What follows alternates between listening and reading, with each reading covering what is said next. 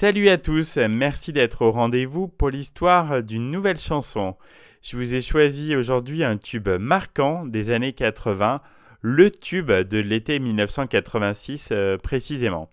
On le doit à une étoile filante, à la fois dans le domaine de la chanson, mais aussi au cinéma, la jolie Corinne Charby, et la chanson en question, vous l'aurez deviné, c'est Boule de Flipper.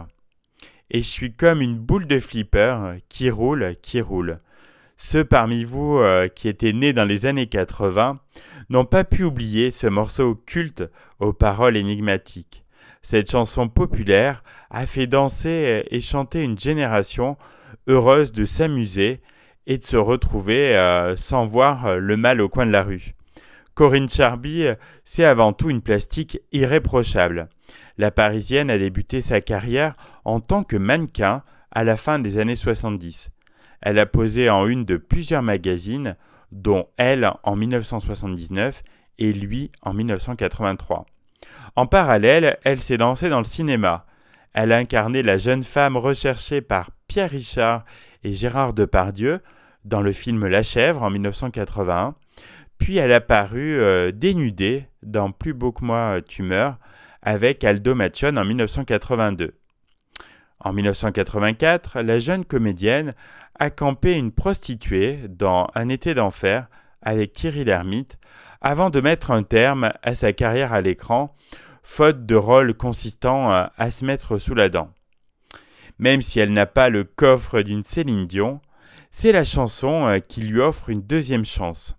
Didier Barbelivien, le faiseur de tubes des années 80, signe son premier 45 tours, À cause de toi, un titre mou du genou qui ne rencontre pas le public.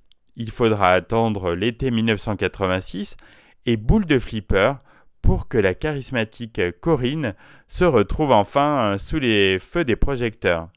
Ce tube a été écrit par le chanteur Christophe, que nous avons récemment reçu dans l'émission, et produit par Eddie Mitchell, excusez du peu.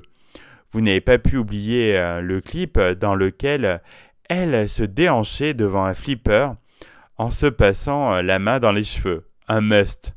En 1987, elle continue sur cette bonne lancée avec Pile ou Face.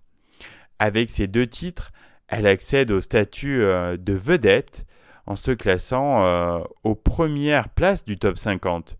Depuis, elle est partie vivre à Los Angeles et a privilégié sa vie de famille. Je suis sûr que vous aurez beaucoup de plaisir à réécouter ce tube inoubliable qui fleure l'insouciance des années 80.